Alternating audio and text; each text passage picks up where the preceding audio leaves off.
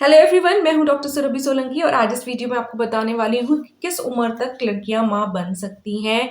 कौन सी age group ऐसा होता है जो बेस्ट होता है मां बनने के लिए और कौन सी एज के बाद प्रेगनेंसी ठहरना या मां बनना बहुत मुश्किल हो जाता है और कब ये असंभव हो जाता है। तो देखिए क्या होता है, जब प्यूबर्टी होती है, 13-14 साल की लड़कियां होती हैं, तब उनके पीरियड्स आना स्टार्ट होते हैं और धीरे धीरे करके उनके ओवरी में से एग निकलना भी स्टार्ट हो जाता है कुछ महीनों में।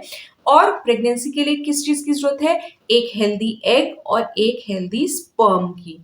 तो जब तक एग बनेगा ओवरी में से, अंडाशय में से, तभी तक लड़की प्रेग्नेंट हो सकती है। अगर ओवरी में से अंडा नहीं रिलीज हो रहा है तो वो मां नहीं बन सकती है, ऐसी लड़की नॉर्मल नेचुरल मेथड से। तो प्यूबर्टी से लेके ये एज स्टार्ट होती है और मेनोपॉज की उम्र तक ये चलता है, उसके बाद बंद हो जाता है।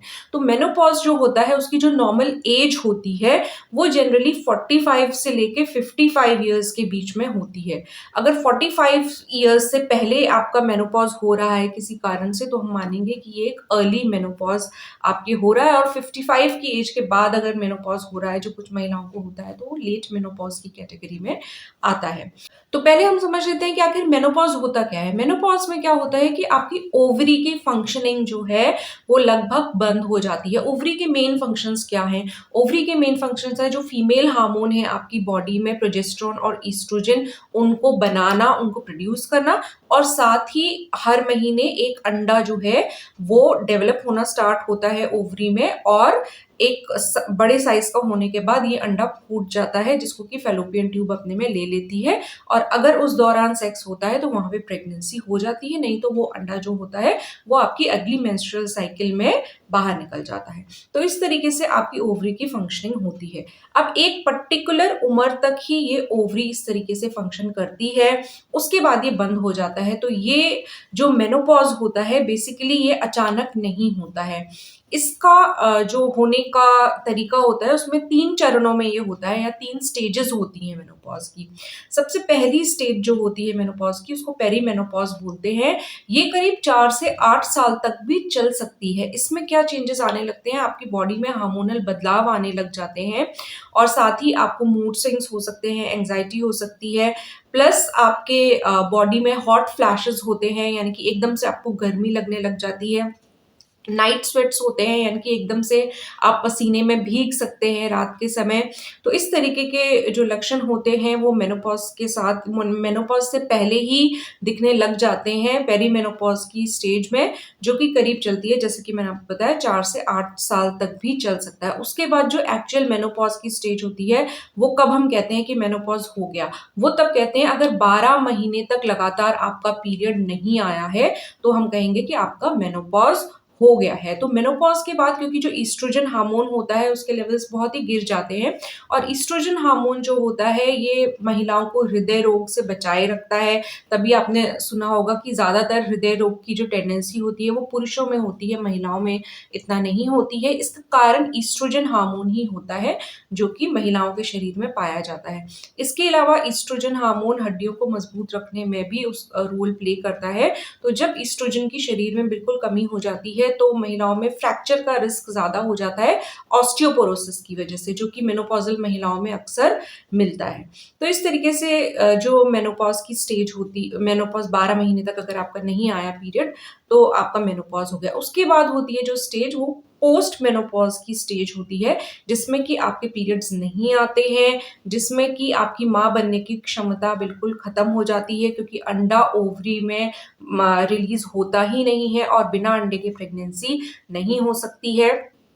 तो ये पोस्ट मेनोपॉज का फेज है, जिसमें कि अगेन जो मेनोपॉज से रिलेटेड जो सिम्टम्स होते हैं वो मौजूद रह सकते हैं, जैसे कि हॉट फ्लैशेस हैं, एकदम से गर्मी चढ़ना शरीर में, और साथ में पसीना आना एकदम से बहुत ज्यादा, और मूड स्विंग्स और एंजाइटी, इस तरीके के सिम्टम्स बने रह सकते हैं। अब हम मेनोपॉज के कारणों की बात कर लेते हैं। पहला कारण तो एजिंग प्रोसेस ही होता है। जिस तरीके से आपकी एज बढ़ती है तो ये एक नेचुरल प्रक्रिया होती है। एक पर्टिकुलर एज के बाद आपका मेनोपॉज होना एक नॉर्मल फिनोमिना होता है, नॉर्मल चीज होती है। तो एक तो एज फैक्टर ही होता है। दूसरा कारण हो सकता है सर्जिकल। अगर आपको कोई बीमारी थी, कैंसर था या किसी भी कारण से आपका यूट्रस और आपकी ओवरीज रिमूव कर दी गई हैं या आपकी ओवरीज रिमूव करी गई हैं, तो एक आर्टिफिशियल मेनोपॉज की स्थिति आपकी बॉडी के अंदर डेवलप हो जाती है, क्योंकि ओवरीज रिमूव करने का वही इफेक्ट आपकी बॉडी पे होता है जो कि मेनोपॉज का होता है, क्योंकि अंडा अब पॉसिबल नहीं है आपके शरीर में बनना और ईस्ट्रोजन और प्रोजेस्टेरॉन के लेवल्स गिर जाते हैं, क्योंकि ओवरी ही उन्हें बनाती है आपके शरीर में।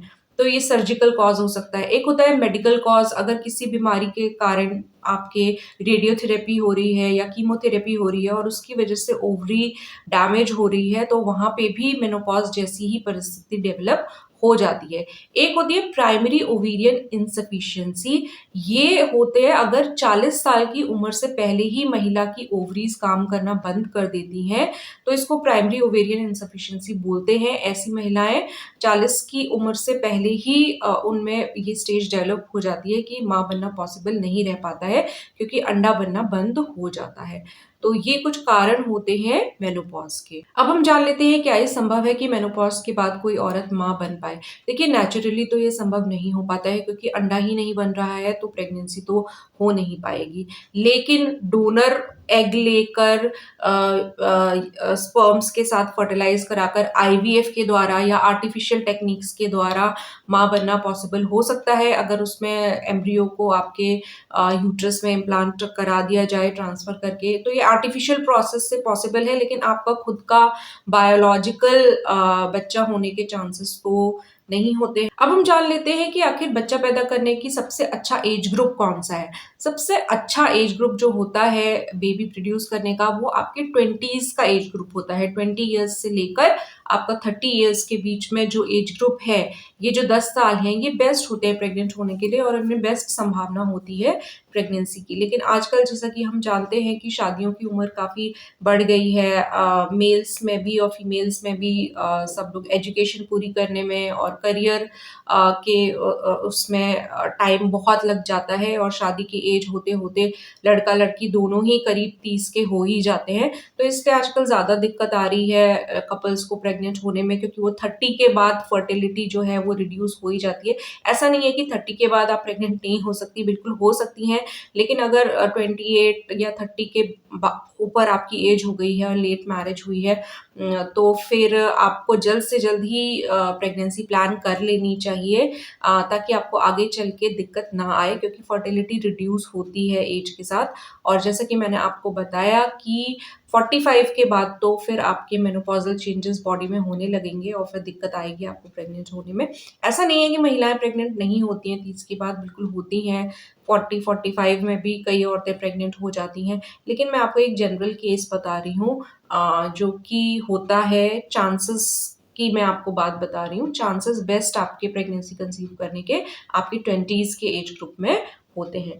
तो इस तरीके से आज मैंने आपको बताया कि कौन सी उम्र ऐसी होती है जहाँ पर कि महिलाओं के शरीर में से अंडा फूटना बंद हो जाता है और उनकी प्रेग्नेंट होने की क्षमता खत्म हो जाती है। इस वीडियो को ज़्यादा से ज़्यादा शेयर करें व्हाट्सएप पे, और चैनल अगर आपने अभी सब्सक्राइब नहीं किया है तो ज़रूर सब्सक्राइब कर लें। नोटिफिकेशन बेल भी प्रेस कर दीजिएगा, लेकिन यूट्यूब कभी-कभी नोटिफिकेशंस नहीं भेजता है और मैं रोज़ कोई ना कोई अच्छा और यूज़फुल वीडियो डालती हूँ अपने चैनल पे सुबह के 11 बजे।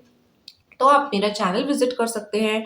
आप यूट्यूब के सर्च टैब पे डॉक्टर सुरभि सोलंकी टाइप करेंगे तो आपको मेरा चैनल मिल जाएगा। आप चैनल विज़िट कीजिए, आपको मेरा लेटेस्ट वीडियो भी मिल जाएगा। तो इस तरीके से आप अपडेटेड रहेंगे।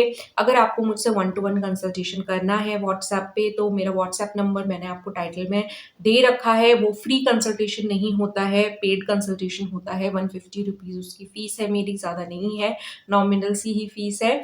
तो आज के वीडियो के लिए इतना ही। मैं मिलूंगी आपसे कल 11 बजे एक नए और यूजफुल वीडियो के साथ।